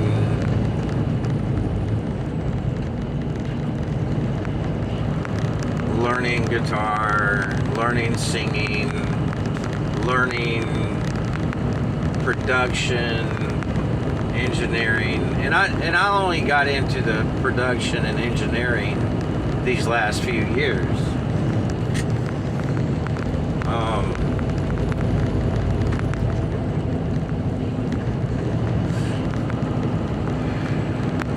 My wife says you're trying to take on too much at one time. I agree, but I'm 53, man. And I'm like, when else am I going to learn this shit? I can't just take on one thing at a time. I got to kind of interweave it all together. Kind of like if you're, you know, going to college and you have, you know, different classes. You know, you're learning whatever. You got so many different classes, you know, and you're trying to learn all these different classes. You're trying to keep it up here. Well, that's kind of what I'm doing. And I can't afford to go to Full Sail University and pay 80 grand for, you know, a piece of paper. I'm not doing that. I can't afford that. And even if I could afford that, I wouldn't do that. even though I thought about it, because I want it so bad, you know. And here lately, not lately, but you know, the last few years, I'm just like, you know, this is a journey. It's a journey, and I'm just gonna, you know, I'm 53. I ain't got no, I don't have nothing but this one burning in me, and it's music. And that's what I'm gonna do until the day I die. You know, if I'm out here in a truck, driving a truck, still trying to make music, that's what I'm gonna do. And everybody's multi-streaming now. I'm trying to hustle on the side. You know, I don't make that much truck driving. 40 grand a year? Come on. And, you know, my wife is taking care of her mom at our house, and she's been with us forever. And we're just trying to get, you know, pay the bills and shit, and we're just barely getting by. But regardless, I'm still gonna chase after the music thing, and I'm still driving the truck, and I'm still paying the bills. So it takes a lot to chase after a dream and keep the bills paid. You know, it's a lot of juggling, man.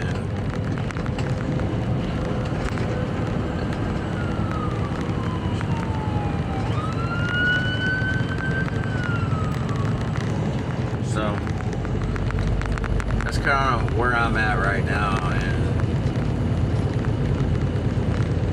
it's a process, man. It's a journey, and you just, you know, go after it. That's what I say, man. Go after a dream. You know, go make that dream a reality. You know, we all want to do something. Getting up every day, making somebody else rich, you know, that's not inspirational. You know, I'm not crazy. I get these voices in my head. There's this one voice in my head that says, "Are you doing the thing, Era?" Like an old grandma. "Are you doing the thing?" You know? Everybody's got a thing, right? Are you doing the thing? Yeah, Grandma, I'm doing the thing. Chase after your dreams. You know? Fucking, yeah, I'm doing the thing. I'm doing the thing. You know? When we was kids, we chased after stuff. We were creative. We played in the dirt. We did what we rode our bicycles. You know, we played. When you get older, you get jobs and pay bills, and it's so fucking boring. We don't play anymore. It's probably why everybody goes to the bar and gets stupid.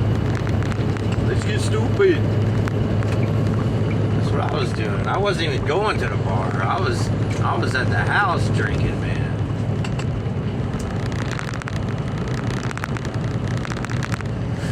I don't know. All I know is life is too damn short to sit there and work at a job. Yeah, you need to pay your bills. You need to be responsible, and that's one thing that, you know, over time I drilled. Not me drilled. It's more like my dad. He drilled that shit in my head. You know, you got to be responsible. You got to pay your bills. You got to do this, that, and the other. Take care of your family. You know, you got a family. Take care of your family. So, you know.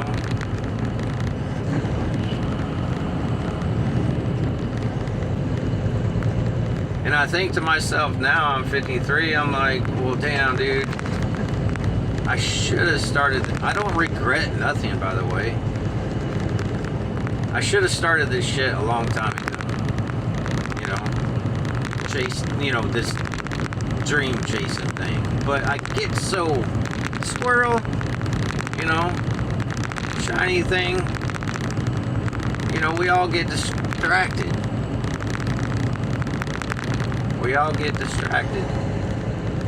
Now we got our phones to keep us more distracted. And we try to navigate through this life and try to figure things out. Where do we belong and what do we do and what do I like and who am I and what? All that bullshit. I think God gives us gifts and talents, man. And some of us find those gifts and talents when we're young. God bless them. Because a lot of us, we totally miss it. And it's later on that we actually figure it out. And we're like, damn, why didn't I start that sooner?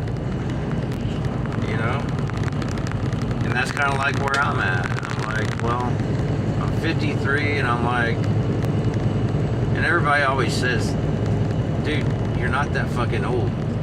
Which I agree.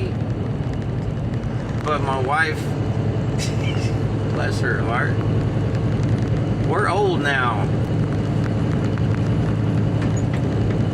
Okay, we're old. I mean, I don't feel old. I really don't.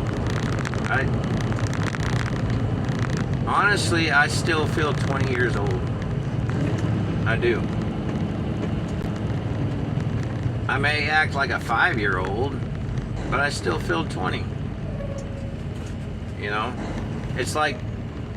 It's almost like God stopped time because he knew what I was going through. And he was like, he's gonna need a pause button here. Because he's trying to figure this shit out. And I was trying to figure this shit out, man. And it took me a while. It took me a lot of hard turns, steep grades, and, fuck ups to figure it out. Going the wrong way for a long time. It's like whenever you're on the highway and you're going down the highway.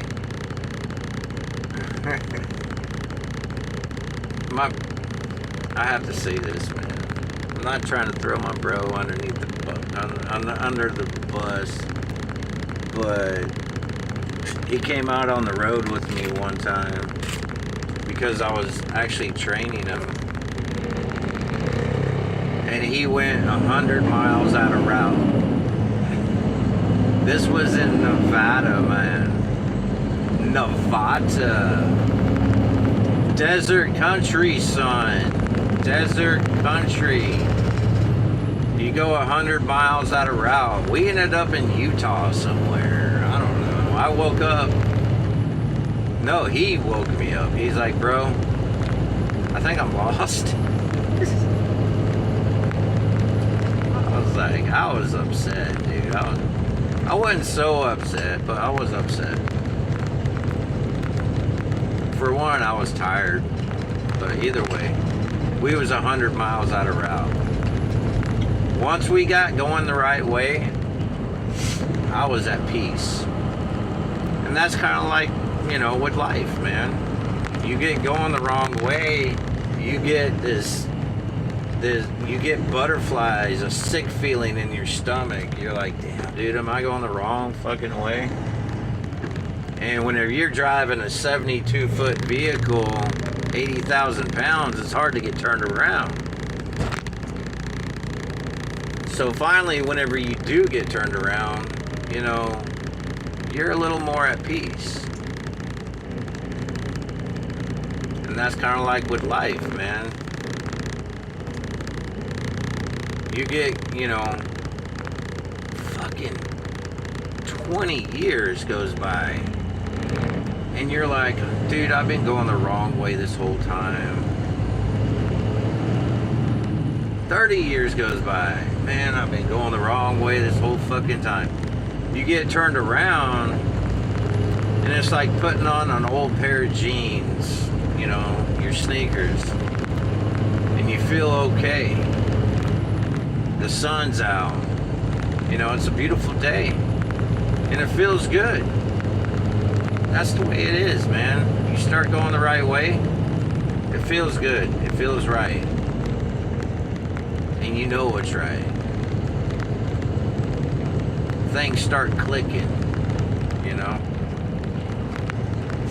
It's whenever you're sitting there all scrambled up in the head and all confused, trying to figure out what the fuck, you might be going the wrong way, you know.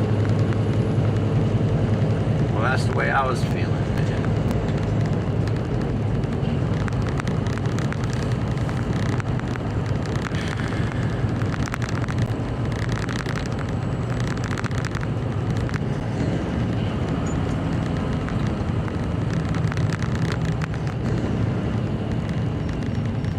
All I know is right now I'm on the right road.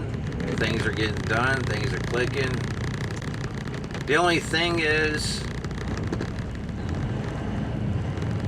now this is just my belief, is God won't show you the whole picture.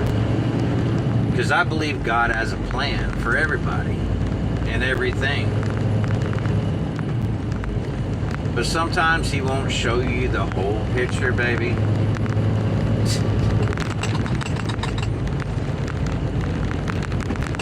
It is so frustrating. It really is. Because I'm the type of person that I want to know everything. You know, I used to be off the cuff, you know, and I'm starting to realize that you can't play it safe because you're not in control.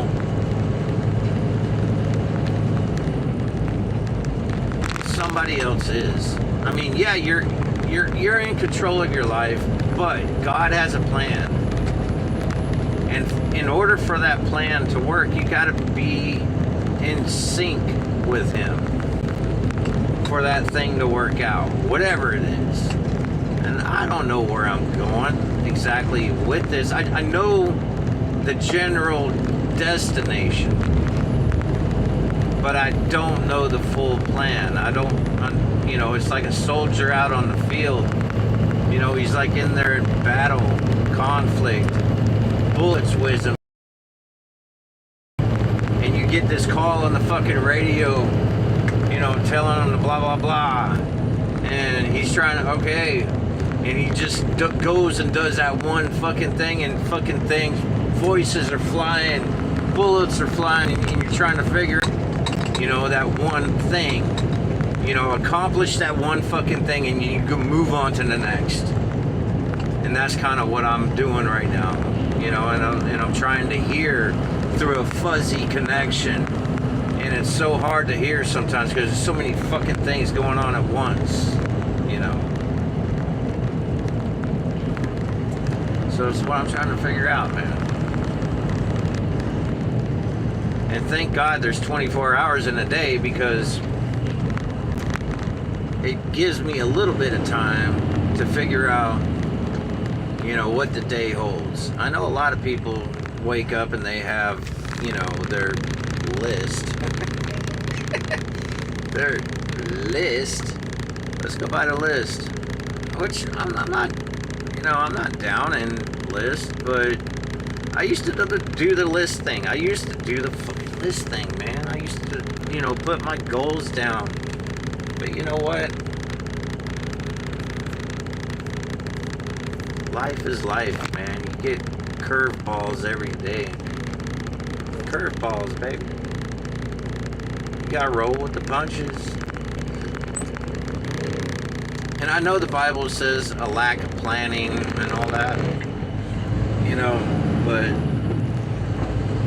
shit, man. When do I have time to sit here and plan? What the fuck am I gonna plan? You know, I know the general concept. You know, I like big, broad strokes. You know, I mean, I could get so fucking anal I hate that word, by the way, that I could sit there and micro dose, micro fucking manage this dream thing and be there for a couple years trying to do that. You know what I mean? Instead of just waking up and let's go. I kind of know the general destination. You know, kind of like whenever I'm, you know, truck driving. I got to go to Atlanta. Let's go. Okay? I used to write the directions down turn by turn. Now I got a fucking GPS telling me where to go. I stay away from bridges. Under height, by the way. Don't ever follow a GPS if you're in a truck. You will clip a bridge. I'll just say. I clipped the bridge one time. This is a long time ago, but regardless. You know.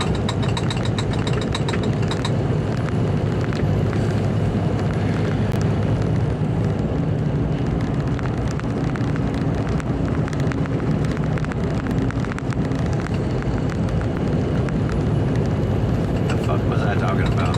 Bridges. So either way, man, it's like those lists. I mean, it's good if it keeps you on track. But if you know the general, sooner or later, and you keep on doing the same route over and over again, you don't need a fucking list anymore. You're just like, okay, let's go. Let's do this. I get the general concept and I get the general destination. I know where the fuck I'm going. Let's go. Let's do this. Maybe at first keep a list, but don't be dogmatic about it. You know? Learn it. It's kind of like learning the new chord progression. You know? Learn that shit and then go. You know, learn a new song and then do it. You gotta feel that shit. And that's what I'm learning about the songwriting, man, is you gotta feel it. You know, it's not technical. See, I try to techie it up in my mind. Now I'm not throwing these guys, you know, who are doing FL Studio and all these other DAWs under the bus, but I'm watching them, and they're building these songs and all these DAWs, and it's becoming less human. You know, that's why I like playing guitar. That's why I like singing raw shit.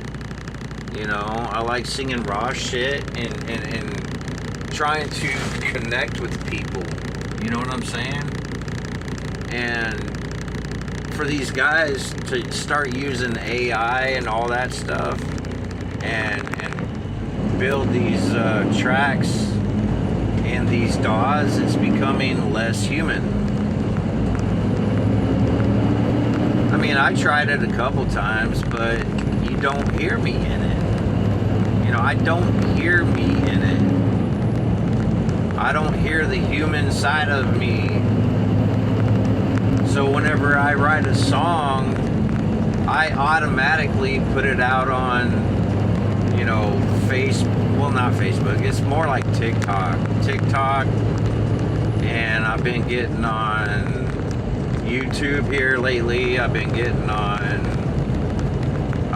Twitch, live streaming, Twitch and YouTube, which I guess live streaming on YouTube is kind of senseless since, you know, nobody really watches live streams on YouTube. They go to Twitch, you know. I don't know. All I know is I'm trying to figure all this shit out.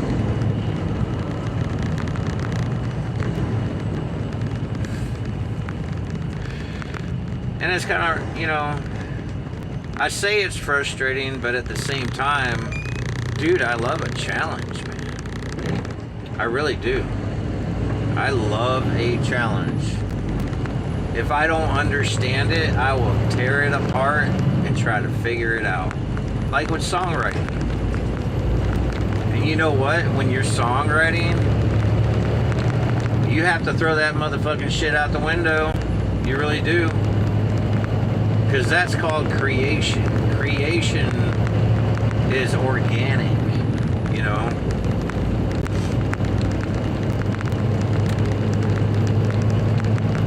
I mean, technically you could put a song together, but that's all it is a song. It has no magic in it. It has no fairy dust. You know, it's not, you know, given from the depths of heaven, if you will. You know? It's not inspired. Inspiration, you know, it'll make the hairs on your arm stand up.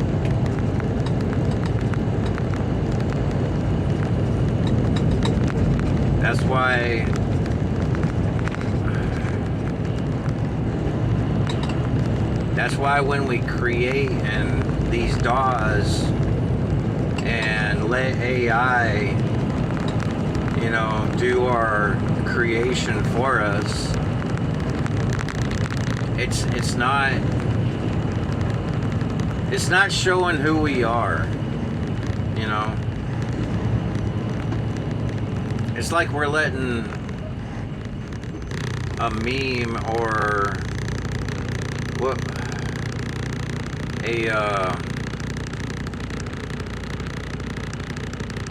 what do you call those things, man?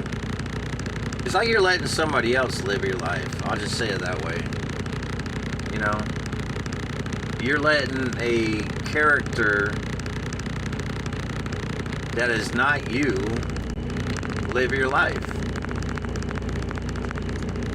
You're letting that character who tells you everything, like a genie in the bottle, live your life. And I almost fell for it, man. I almost fell for that shit. Because, yeah, I would get on ChatGPT or Claude, and I would ask it questions. It might be a good tool to figure things out, like a chord progression or a key, or, you know, how to do something. Which I go to YouTube for that anyway. You know, how to do something. I call it YouTube University. And I try to figure stuff out, man. I like to research. So.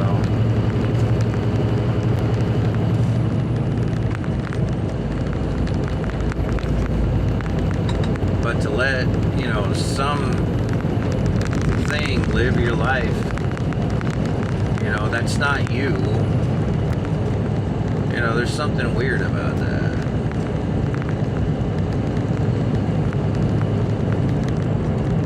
I mean,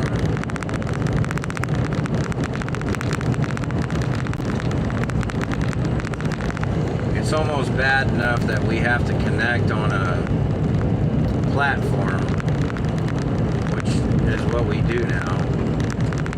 We connect on a platform and we, you know, live our lives via screen. You know, it's our calling card. So instead of handing out cards like businessmen and women did back in the day, we give them our website, or we give them our stream channel, you know, or whatever.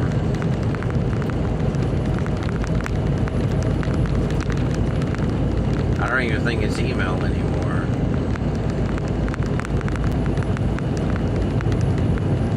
So yeah, you can catch me on Twitch or YouTube.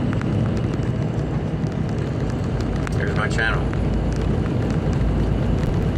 It's got all of my information. that's how we get to know about each other, I guess. I don't know. But either way, that's my whole story from then to now. And it's like, it's a process, it's a journey, and you know, you go after what you love to do, and you try to figure things out. That's the type of person I am. I try to figure shit out, and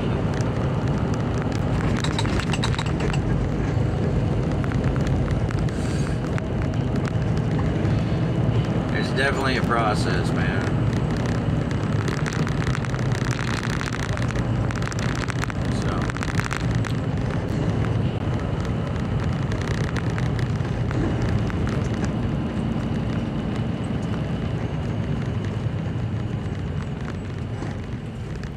So I think I'm gonna get off here, try to figure this thing out. I don't know if anybody's listening, whatever.